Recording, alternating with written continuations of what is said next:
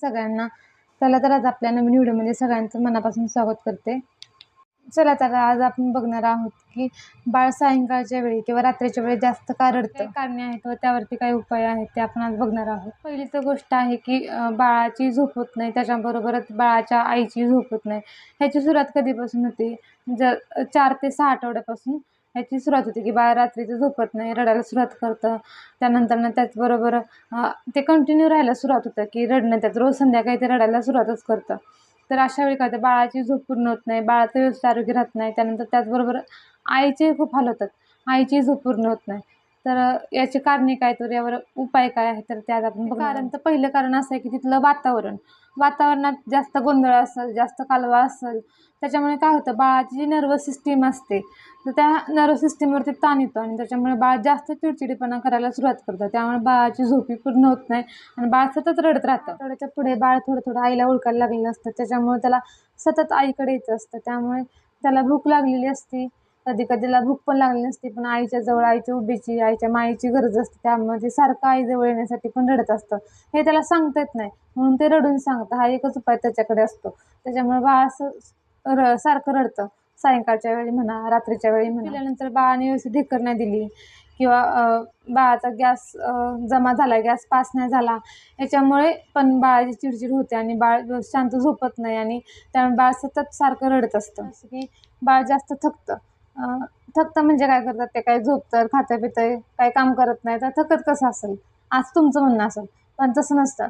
बाळाने सू करू दे, शी करू दे आणि झोपू दे किंवा रडलं तरी बाळ थकल्यामुळे त्याची झोप होत नाही आणि त्यामुळे त्याची चिडचिडपणा हा जास्त होतो.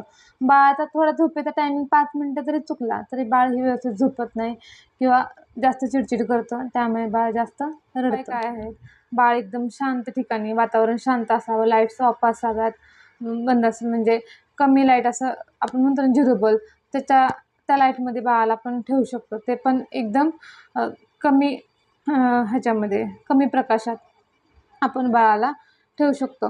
याच्यामुळे काय होतं, बाळाला झोपी शांत लागू शकते. त्यानंतर दुसरी गोष्ट अशी आहे की बाळाला जसं त्याला भूक लागेल तसं त्याला जसं मागेल असं फीडिंग त्याला दिलं पाहिजे.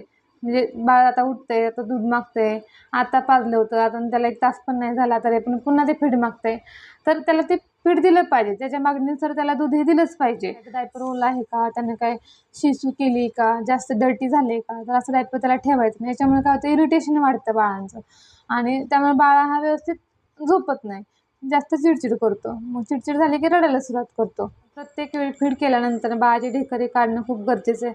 ढेकर काढले की बाळाचा गॅस हा जमा होत नाही, त्याच्यामुळे बाळाच्या पोटात दुखणे किंवा गॅस जमा झाल्यामुळे त्याचा चिडचिडेपणा वाढणे, रडणे ह्या गोष्टी कमी होतात. त्यानंतर बाळाची मालिश करायची आणि पायाचे व्यायाम करायचे, पायाशी पोटापर्यंत घ्यायचे. त्याच्यामुळे काय होतं, बाळाचा जो पण काही गॅस तयार झालेला आहे तो बाहेर पडतो आणि बाळाला आराम पडतो. त्यानंतर मालिश केल्यानंतर बाळाला छान अशी अंघोळ घालायची. म्हणजे झोपेच्या अगोदर आपण अर्धा तास तर प्रिपरेशन करून त्याला अंघोळ वगैरे घालून त्याचं मालिश करून ठेवलं पाहिजे.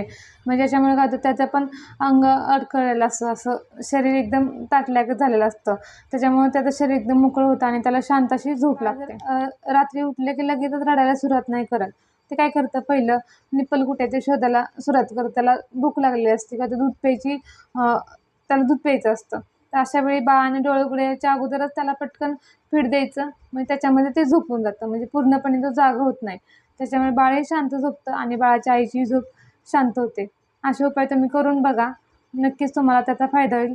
आणि ठीक आहे, थोडे दिवस होत राहतं काय, थोड्या दिवसानंतर बाळाचं रुटीन हे व्यवस्थित बसतं, बाळ जास्त त्रास द्यायचं जास्त ते कमी करतं आणि रात्री ते शांत झोपतं.